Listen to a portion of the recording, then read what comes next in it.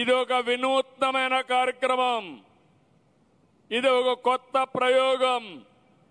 ఇంతవరకు చరిత్రలో ఇండియాలోనే కాకుండా ప్రపంచం మొత్తం కూడా అధ్యయనం చేశాను.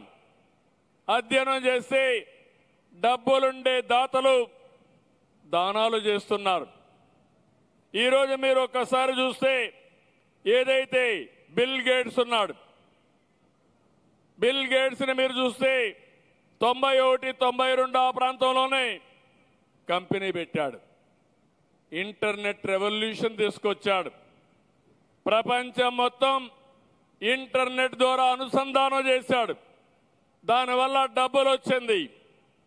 ఒక స్థాయికి వచ్చిన తర్వాత నాకు డబ్బులు ముఖ్యం కాదు, ప్రజాసేవ ముఖ్యమని రాజకీయాల ద్వారా కాదు, బిల్ గేట్స్ ఫౌండేషన్ ద్వారా చేయాలని జీవితాన్ని అంకితం చేశాడు.